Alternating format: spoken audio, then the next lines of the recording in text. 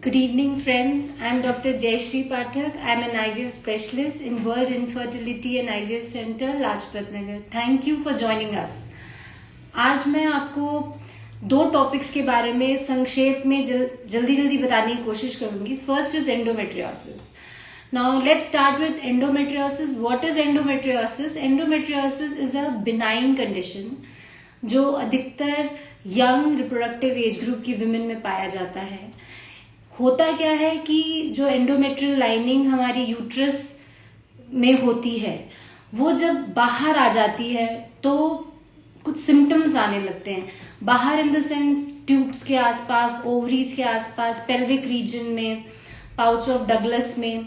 ऐसे में अधिकतर विमेन क्या कंप्लेन करती हैं? जो यंग बच्चे होते हैं 15-16 साल के, टीन ईयर्स के, वो एक्सेसिव डिस्मेनोरिया करके आते हैं कि बहुत पेन होता है पीरियड में, पीरियड आने के पहले से ही पेन शुरू हो जाता है, या इंटरमेंस्ट्रुअल ब्लीडिंग होती है. ये कंप्लेन यंग विमेन में भी हो सकती है. या फिर कोई बड़ा मास आ चुका है जो कि पेन हो रहा था, अल्ट्रासाउंड कराया तो कोई चॉकलेट सिस्ट आ गई. एक ओवरी में भी है, दोनों में भी हो सकती है. मैरिड विमेन कैसे आती हैं कि उन्हें पता नहीं होता है, बट हमने जैसे ट्यूब टेस्ट कराया तो नले बंद आए, फिर हमने उन्हें लैप्रोस्कोपी करी तो लैप्रोस्कोपी में हमें कुछ इंटरमेंस्ट्रुअल एंडोमेट्रियोटिक स्पॉट्स दिखे, या कोई सिस्ट दिखी, या फिर नलों का आपस में चिपकना, नलों का ओवरी से चिपकना, एडिशंस मिले. तो there are very different pictures of endometriosis. और एक अलग कारण होता है रिप्रोडक्टिव एज ग्रुप की विमेन में कि भाई रिलेशन के समय पेन होना, इसको डिस्पैरियूनिया कहते हैं, which could be very painful to a woman. So there are different clinical pictures and different complaints. अब लैप्रोस्कोपी में अगर हमें पता चलता है तो ऑब्वियसली उस समय ही डॉक्टर उसको ट्रीट कर देता है कि भाई सिस्ट दिख रही है, सिस्ट रिमूव कर दी. नले आपस में चिपके हुए हैं तो उनको थोड़ा सा सेपरेट कर दिया. मगर ये तो जब है कि हम ऑपरेशन थिएटर में जा चुके हैं. उसके पहले जब पेशेंट आता है तो ऑब्वियसली हमें उसे मेडिकली मैनेज करना होता है. तो मेडिकली क्या मैनेज करते हैं? सबसे इम्पोर्टेंट और सबसे पहले पेन किलर दिया जाता है. ये यंग गर्ल्स में भी, भाई पीरियड्स में पेन हो, बेटा आप पेन किलर ले लेना. या पीरियड साइकिल्स इरेगुलर हैं, बीच बीच में स्पॉटिंग हो रही है, तो ऐसे में हम गर्भ निरोधन गोली ओसीपी स्टार्ट कर देते हैं. ओसीपीस दो तरीके से काम करता है. एक तो साइकिल रेगुलर करता है, उनके सिम्टम्स को कम करता है. और एंडोमेट्रियोसिस बेसिकली हार्मोनल प्रॉब्लम है, तो जब आप दवाएं देते हैं तो वो थोड़े रुकता है, उसकी जो एक स्पीड ऑफ ग्रोथ है वो डेफिनेटली स्लोज डाउन. ये इनिशियल ट्रीटमेंट होता है. बट जब हम इनफर्टिलिटी ट्रीटमेंट की बात करते हैं तो ये सब ट्रीटमेंट से एक्चुअली कंसेप्शन नहीं हो सकता है. कंसेप्शन तो हमें पेशेंट को एक प्रॉपर ट्रीटमेंट देना पड़ता है. और इन सब हॉर्मोन्स का एक मेजर इफेक्ट है कि भाई ओव्यूलेशन नहीं हो रहा, तो रिप्रोडक्टिव एज ग्रुप की वुमेन जिसे प्रेगनेंसी प्लान करनी है उनके लिए ये बहुत कारगर होते ही नहीं है. क्या सेकंड है कि भाई क्या एंडोमेट्रियोसिस में इनफर्टिलिटी कपल आ रहा है, हमें पता चल रहा है एंडोमेट्रियोसिस है, तो क्या सिर्फ आईवीएफ होना है? नो. आपको सिर्फ ये जानना है कि एंडोमेट्रियोसिस एक यंग विमेन की प्रॉब्लम है, ये विद टाइम बढ़ेगी. अगर कोई छोटी सिस्ट है उसके लिए कोई ऑपरेशन कराने की जरूरत नहीं है. आप एक नलों का टेस्ट करा लें. इफ ट्यूब्स आर पेटेंट, आप अंडे बनाने की दवा शुरू करें और fasten the treatment for pregnancy. बैठे ना रहें डेफिनेटली, क्योंकि ये विद टाइम ये सिस्ट भी बढ़ेगी, एंडोमेट्रियोसिस बढ़ेगा. हाँ, अगर सपोज एचएसजी में ट्यूब ब्लॉक आ गई, लैप्रोस्कोपी हो रही है और तब भी ट्यूब्स पेटेंट आ जाती हैं, अंदर सब कुछ ठीक लगता है, डॉक्टर को लगता है नहीं भाई बहुत दिक्कत नहीं है, अगेन आप ओव्यूलेशन इंडक्शन करें और फिर आईयूआई ट्राई करें. आईयूआई इसलिए बोल रहे हैं कि नेचुरल और आईयूआई इसको भी एक टाइम लिमिट सेट करें कि yes 3 to 6 months. Young age में तो फिर भी हम टाइम दे सकते हैं, मोर देन 35 में प्लीज डोंट वेट. और अगर ग्रेड 3 या 4 एंडोमेट्रियोसिस आ जाता है तो कोई भी डॉक्टर आपको यही बताएगा please go for early IVF. Why IVF? Because एक तो वो सिस्ट विद टाइम बढ़ेगी, दूसरा, with age definitely reserve automatically कम हो रहा होता है। एंडोमेट्रियोसिस में ये रिजर्व और तेजी से फॉल कर सकता है, और जो अंडे हमें मिलेंगे उसकी क्वालिटी भी हैम्पर होती है। सपोज हम इंडक्शन कर रहे हैं, हम आईवीएफ में 10 दिन के इंजेक्शन चलाते हैं और फिर 12वें दिन या 13वें दिन उन्हें निकाल लेते हैं। कई बार हमें बहुत एग मिलते हैं, बट सारे मैच्योर हों, सारे अच्छे हों, ऐसा कई बार एंडोमेट्रियोसिस में नहीं मिलता है। दूसरी बात, एम्ब्रियो अच्छी क्वालिटी के नहीं बनते। बट ये सब चीजें भी देखिए, ultimately you need 1 or 2 embryos to get pregnancy. ये कहीं भी नहीं हम कह रहे हैं कि आप डोनर आईवीएफ पे जाएं, बस आप अर्ली टू डॉक्टर आए, अर्ली टू आईवीएफ सेंटर आए, ताकि हम आपकी मदद कर पाए। हमने बहुत अपने ही सेंटर में with endometriomas, with endometriosis IVF pregnancies दी हैं। एक हमारे पास ही केस था जिसमें हमने पिकअप किया, हमें 5 ही एग्स मिले, जिसमें कि हार्डली 2 वर मैच्योर, 2 से ही हमने एम्ब्रियो बनाए and patient got pregnant in first cycle. So there are good theories, but definitely अगर बहुत मोर देन 35 है, एएमएच कम हो चुका है, या ऑलरेडी 1 या 2 बार लैप्रोस्कोपीज हो चुकी है, ऐसे में कई बार हमें definitely egg donation cycles advice करनी पड़ भी सकती हैं। बट इन ऑल, एंडोमेट्रियोसिस में patient can get pregnant, you can get baby, तो इसलिए never to dishearten, please just come early to the doctors. एक और चीज है, कई बार हम कोई ऑपरेशन नहीं करते हैं, सिर्फ कुछ इंजेक्शंस होते हैं जिससे हार्मोन को थोड़े दिन कंट्रोल किया जाता है और उसी के बाद आईवीएफ कर देते हैं। ये इसलिए मैं आपको बता रही हूँ कि कोई जरूरी नहीं है कि we always want to do a laparoscopy, we always want to give you a fix protocol. अगर चीजें कम ट्रीटमेंट, कम इलाज से मैनेजेबल हैं, हम कभी भी आपको बहुत ज्यादा लेंदी ट्रीटमेंट नहीं बताएंगे। I think this is sufficient for endometriosis in concise. Next जो मैं बताना जा रही हूँ वो है male infertility.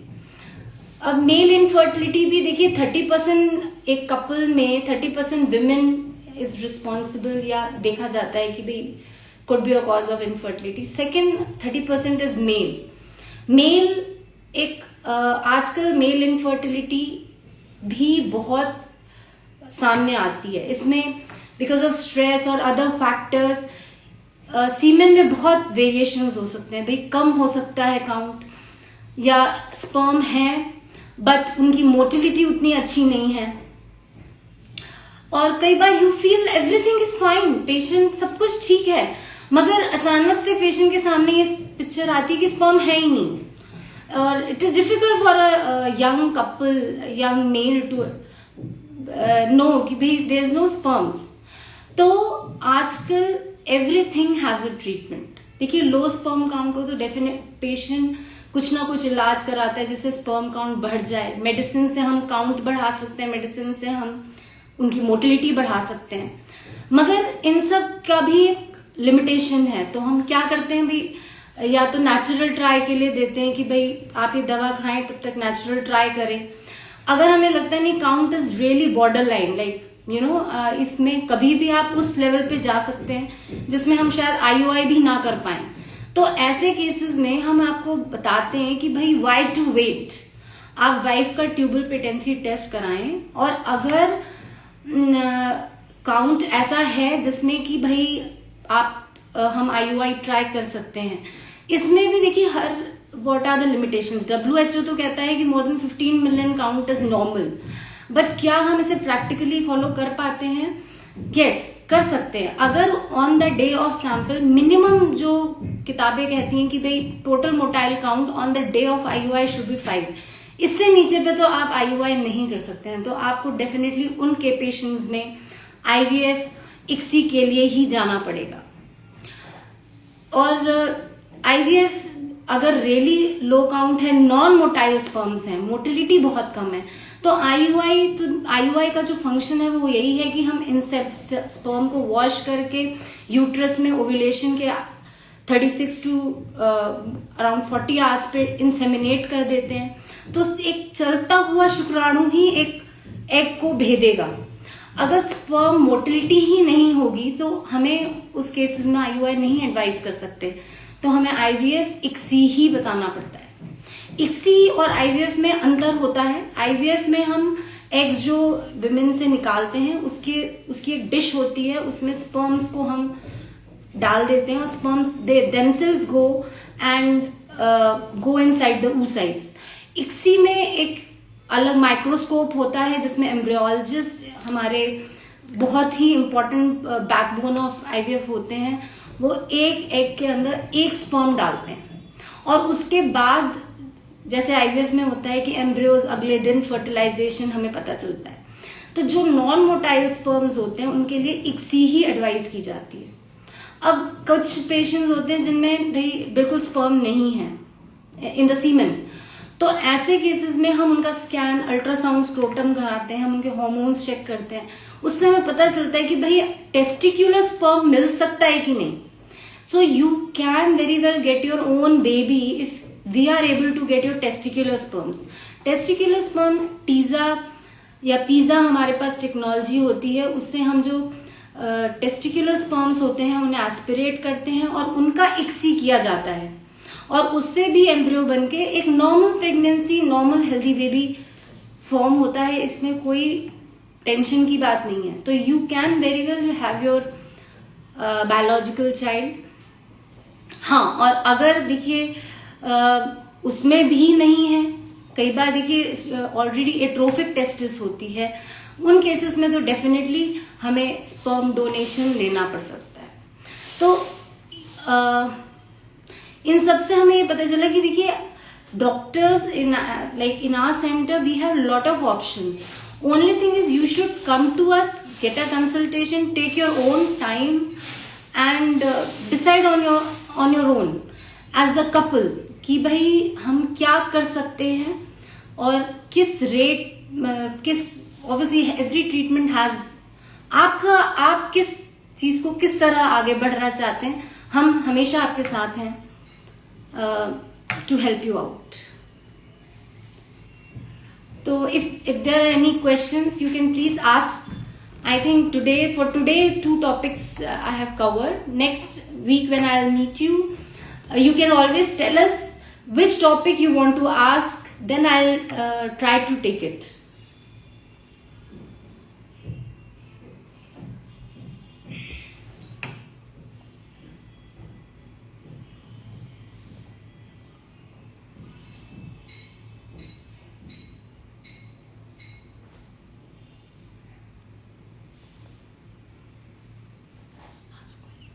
So I hope you, in the meantime, I hope you'll be putting up the questions.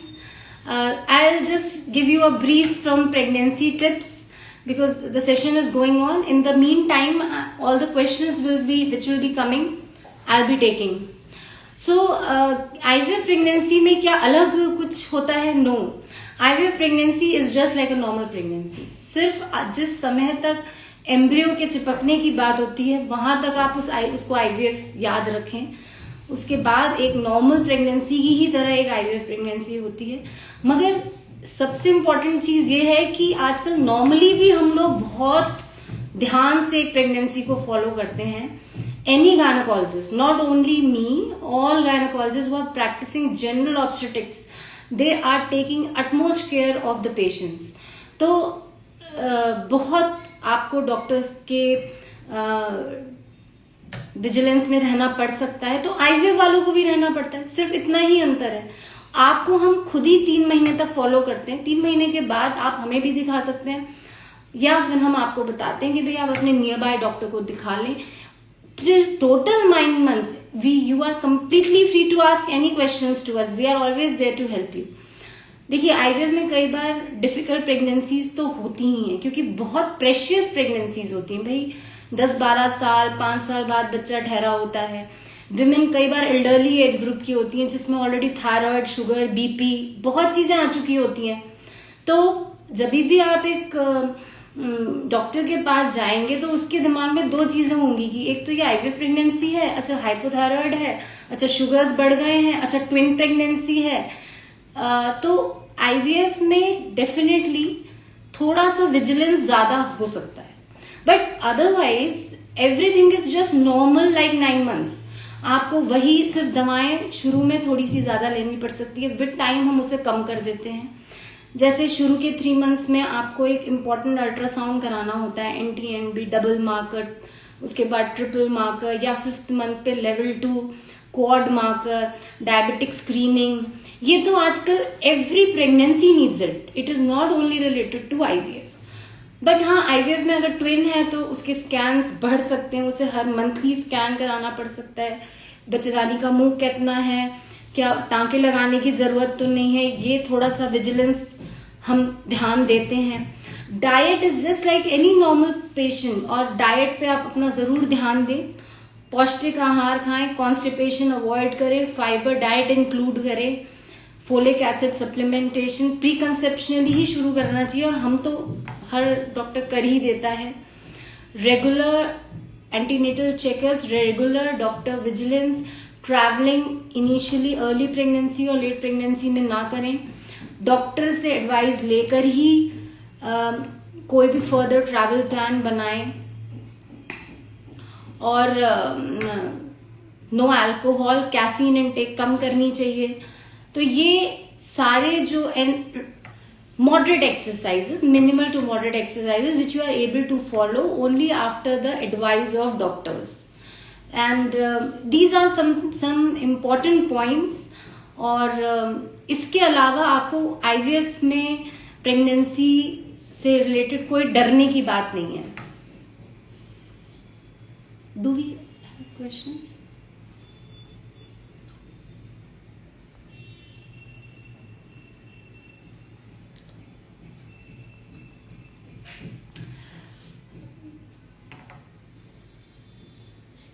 I think so. Let's end this session today. Next week again I'll be here, and then I may be expecting few questions from you, and I'll be covering a next topic. And thank you so much for joining us. Do let us know how can we help you.